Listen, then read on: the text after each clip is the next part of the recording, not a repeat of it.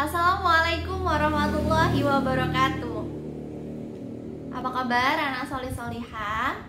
Oke, pada kesempatan hari ini mari kita berdoa dulu sebelum kita mau mulai pelajaran. Isti'dad dan bersiap.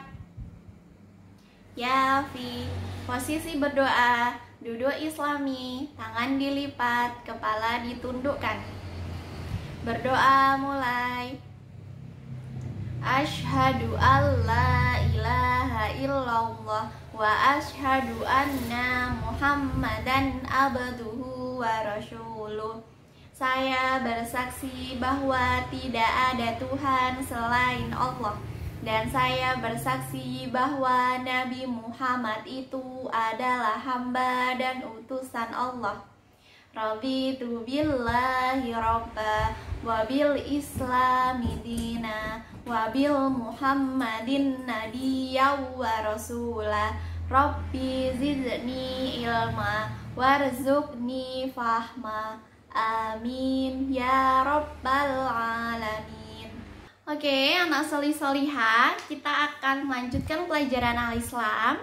Nah, sekarang kita akan membahas tentang surat Al-Kautsar. Untuk itu, supaya mempermudah, silakan kalian buka buku paketnya halaman 43. Sudah dibuka? Nah, setelah itu mari kita melafalkan surat Al-Kautsar bersama-sama. Kalian pasti sudah hafal kan? Oke. Bismillahirrahmanirrahim. Inna a'toinakal kautsar fasholli li rabbika wanhar inna syani'aka huwal abtar. Mari kita pelajari artinya. Yang pertama, ayat pertama. Sesungguhnya kami telah memberikan kepadamu kebaikan yang banyak. Jadi ini kata Allah, sesungguhnya Allah itu sudah memberikan kita kebaikan yang sangat banyak. Salah satunya apa? Kita sudah punya tempat tinggal, kita sudah bisa bernafas setiap hari. Karena kalau kita pergi ke rumah sakit, banyak sekali orang-orang itu yang sedang sakit dan dia membutuhkan oksigen untuk bernapas. Sementara sekarang kita alhamdulillah diberi kesehatan. Dan meskipun barangkali ada yang kalian sakit, semoga Allah lekas menyembuhkan kalian. Dan kalaupun kalian sakit, itu adalah salah satu bentuk kalau Allah sayang kepada kalian. Oke, kenikmatan itu tadi banyak ya, bisa berupa orang tua yang baik, keadaan kalian yang baik, keadaan sehat, dan lain sebagainya. Dan ayat yang kedua, ini ada perintah Allah, maka dirikanlah sholat karena Tuhanmu dan sembelihlah kurban. Jadi perintahnya ada dua. Allah memerintahkan yang pertama adalah mendirikan sholat karena Allah. Jadi bukan karena orang tua kalian, bukan karena ustadz ustazah, atau bukan karena orang lain, atau bahkan karena kalian mau dikasihkan sepeda kalau rajin sholat, bukan. Jadi kalau gitu sama-sama kita buat ustazah juga mengingatkan kepada diri sendiri juga kepada anak-anak. Jadi kalau bisa sholatnya bukan karena yang lain, tapi khusus karena Allah, karena kita mengabdi kepada Allah. Dan yang kedua, Allah juga memerintahkan untuk sembelihlah kurban. Seperti yang kita tahu, kurban itu biasanya adanya pada Hari Raya Idul Adha yang kemarin lalu sudah kita laksanakan. Nah, itu ternyata salah satu perintah Allah juga menyembelih kurban. Selanjutnya yang ketiga, itu artinya adalah sesungguhnya orang yang membencimu dialah orang yang terputus dari rahmat Allah. Jadi kalau kita sudah menunaikan sholat dan menunaikan kurban, ibadah kurban, sementara ada orang yang membenci, insya Allah itu bukan tak lain karena mereka adalah orang-orang yang terlepas dari rahmat Allah. Jadi selagi kita melaksanakan kebaikan, biasakan untuk tetap tabah meskipun ada yang membenci. Nah, sekarang silahkan buka halaman 44, kita memahami ilmu dari Al-Kautsar tadi. Nah, sekarang yang pertama, Al-Kautsar itu adalah nikmat yang banyak. Seperti yang sudah dikatakan Ustazah tadi di ayat pertama, Allah sudah menjelaskan bahwasanya Allah itu memberikan banyak sekali nikmat. Dan yang kedua, di sini kita sudah melafalkan bareng-bareng. Kalau tadi Al-Kautsar ada berapa ayat anak-anak? Ya, ada 3 ayat, cukup pendek ayatnya. Dan selanjutnya, Al-Kautsar adalah surat ke-108 dalam urutan surat dalam Al-Quran. Jadi Al-Kautsar itu urutannya ke 108 di urutan Al-Quran. Setelah itu Al-Kautsar tergolong surat Makkiyah. Jadi kalau Al-Kautsar itu tergolong dalam surat Makkiyah. Dan selanjutnya Al-Kautsar itu diambil dari kata Al-Kautsar yang dimana itu terdapat pada ayat 1. Seperti yang tadi telah kita lafalkan kalau Al-Kautsar itu ada di ayat 1. Nah selanjutnya kalau kalian sudah melafalkan tadi bareng-bareng sama Ustazah, kalian boleh mengisi tugas individu di halaman 45 di sini. Fasolli. Nah, ini tugas kalian cukup simpel karena kalian cukup menarik garis dari 3 ayat ini. Jadi nanti mana yang kosong ini cocoknya untuk kata yang mana, nanti kalian tarik garis. Setelah kalian kerjakan bisa difoto lalu dikirim ke Google Classroom. Nah, sekarang rangkumannya. Rangkuman dari surat Al-Kautsar kalian bisa buka di halaman 46. Dalam surat Al-Kautsar, Allah mengajarkan bahwa yang pertama, nikmat yang Allah berikan kepada kita sebagai manusia sangat banyak dan tidak dapat terhitung. Kalau kita menghitung-hitung nikmat Allah ya, waktu kita akan habis untuk menghitung nikmatnya. Seperti tadi Ustazah sudah sampaikan, dari kita bernafas yang gratis, dari orang tua kita yang menyayangi kita. Kalau kita hitung-hitung tuh pasti waktu kita akan habis untuk menghitung itu semua. Kalau kita nulis pasti tinta ini pasti akan habis di dunia itu untuk menulis kenikmatan yang Allah berikan kepada kita. Selanjutnya yang kedua, perintah Allah kepada manusia untuk menegakkan sholat 5 waktu dan menyembelih hewan kurban sebagaimana wujud syukur atas segala nikmat Allah.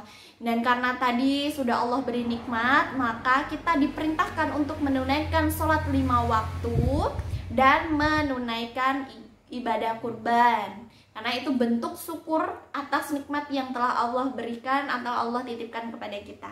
Dan yang terakhir, orang yang membenci Nabi Muhammad, karena di ayat itu Allah mengatakan kepada Nabi Muhammad, ingat Al-Quran itu turunnya pada Nabi Muhammad dan tentu untuk kita semua para umatnya Nabi Muhammad.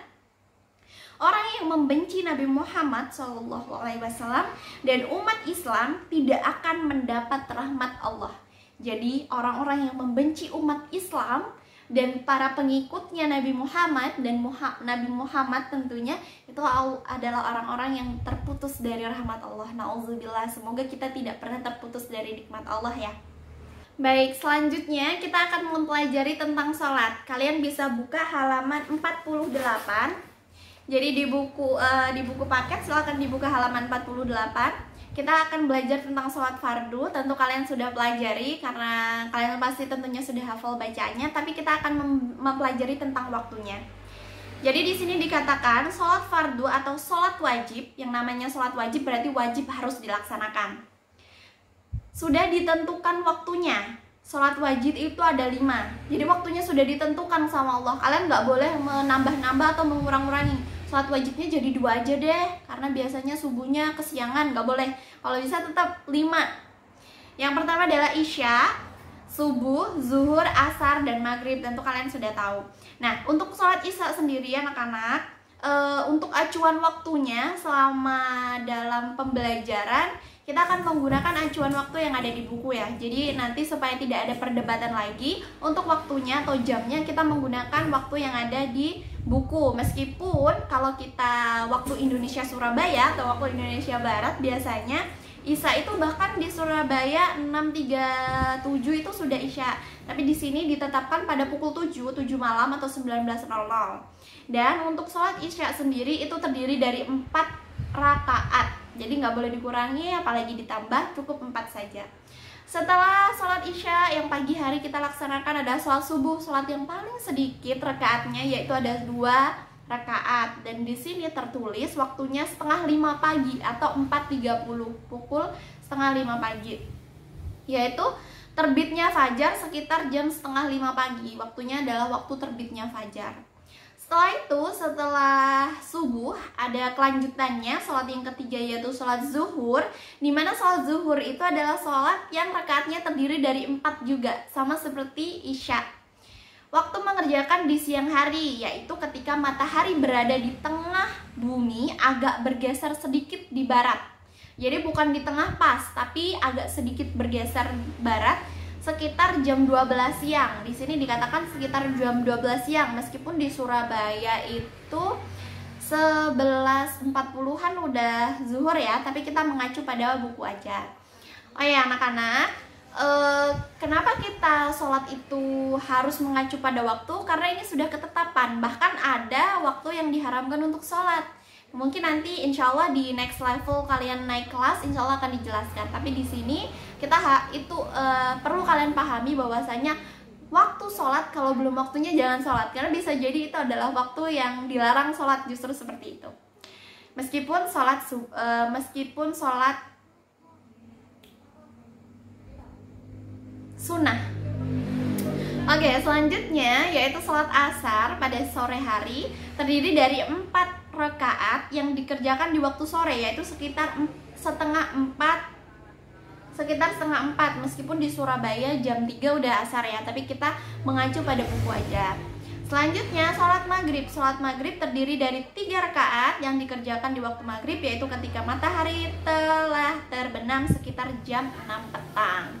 Nah itu tadi waktu-waktunya dan beberapa rakaatnya. Kalau kita jumlahin dari sholat isya sampai sholat maghrib, itu totalnya ada 17 rakaat.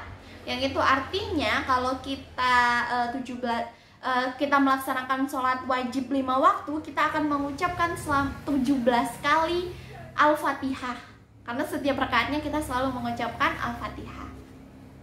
Oke, selanjutnya mari kita belajar tentang penjelasannya. Yang pertama, sholat 5 waktu adalah kewajiban setiap muslim yang telah akil balik. Jadi wajib hukumnya kalau nanti kalian sudah akil balik. Akil balik itu orang yang sudah dikatakan menuju remaja. Meskipun kalian masih anak-anak, nanti penjelasannya kalau kalian next level. Intinya adalah setiap muslim yang akil dan balik itu wajib untuk sholat. Dan kalian sekarang diminta untuk tetap melaksanakan sholat wajib, supaya nanti ketika sudah akil balik, kalian sudah nyaman melaksanakannya. Selanjutnya yang kedua, sholat 5 waktu telah ditentukan waktu pelaksanaannya. Karena tadi sudah Ustazah jelaskan, waktunya sudah ditentukan. Jadi kalian tidak boleh tuh sembarangan sholat. Mentang-mentang semangat sholat ya, masih siang hari jam 11 gitu, masih sholat kayak biasa kan. Nah, kalau di masjid-masjid itu ada sholat dulu ya sebelum azan. Nah kalian udah sholat dulu tuh, nah itu nggak boleh karena sudah ditentukan waktunya, apalagi sholat wajib nggak boleh. Nah selanjutnya, sholat 5 waktu merupakan ibadah yang penting sehingga tidak boleh ditinggalkan. Namanya aja juga wajib, jadi tidak boleh ditinggalkan. Nah ini yang penting dan paling utama. Kenapa sih nggak boleh ditinggalkan? Nah ini yang keempat, sholat 5 waktu adalah ibadah yang membedakan antara seorang muslim dan seorang kafir, serta ibadah yang pertama kali dihisab oleh Allah di akhirat. Jadi sholat ini tadi disampaikan di poin ketiga tadi bahwasanya itu sholat yang penting, karena ternyata sholat ini adalah yang membedakan antara orang muslim dan orang kafir. Jadi bedanya cukup dengan sholat. Jadi meskipun ada orang yang KTP-nya mengatakan Islam, yang dia bilang kemana-mana kalau agamanya Islam, tapi dia tidak sholat, sementara tidak ada uzur, maka bisa dikatakan, kalian bisa menilai sendiri. Jadi itu ya perbedaannya orang Islam dan orang kafir, orang muslim dan orang kafir. Ingat, sholat itu adalah rukun Islam yang kedua setelah syahadat sholat. Jadi kalau kalian tidak sholat, itu yang membedakan antara kalian dan orang kafir. Selanjutnya, sholat itu adalah perkara yang dihisab oleh Allah ketika nanti di akhirat. Jadi hal pertama yang ditanyai oleh Allah adalah terkait sholat kita. Jadi Allah nggak akan tuh nanyain nanti di akhirat ketika kita sudah meninggal lalu dibangkitkan kembali. Allah nggak nanyain, kamu dulu waktu kelas 2 nilai al-Islamnya berapa? Atau nilai matematikanya berapa? Atau kamu peringkat berapa? Allah nggak nanya itu, malaikat nggak nanya itu. Tapi yang ditanyakan adalah bagaimana sholatmu? Sudahkah kalian melaksanakan sholat 5 waktu? Sudahkah kalian tepat waktu dalam melaksanakan? Sudahkah kalian melaksanakan sholat itu dengan keinginan sendiri, bukan karena perintah orang tua atau karena iming-iming sepeda baru? Itu yang ditanyakan oleh Allah sebelum yang lain-lain.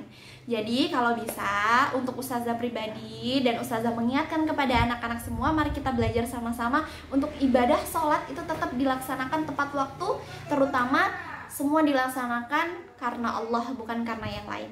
Belajar ikhlas, mengingatkan kepada diri Ustazah sendiri. Lalu selanjutnya anak-anak, mari kita belajar tentang rakaat sholat yang sudah Ustazah tadi jelaskan. Nah, tadi Ustazah sudah jelaskan tentang rakaat sholat. Di sini ada artinya sholat maghrib. Berapa rakaatnya? Nah, kalian bisa cari nih, tarik garis nanti di kolom sebelah sini, ditarik garis ke sholat maghrib berapa? 3, cari angka 3-nya di sini. Lalu setelah ditarik garis, jangan lupa untuk difoto dan dikirimkan di Google Classroom. Jadi untuk Al-Islam ada 2 yang harus difoto, yaitu halaman 45 dan halaman 50. Ustazah rasa cukup, mohon maaf kalau Ustazah banyak salah, mohon dimaafkan. Dengan segala kerendahan hati, Ustazah juga masih belajar. Kritik dan saran dari orang tua tentu saja sangat Ustazah nantikan. Salam untuk orang tua kalian, terima kasih atas bimbingannya selama ini. Semoga semua lekas membaik dan kita bisa bertemu lagi di sekolah. Tetap jaga kesehatan. Ustazah akhiri non wal qalami wa may yasturun la haula wala quwata illa billah. Wassalamualaikum warahmatullahi wabarakatuh.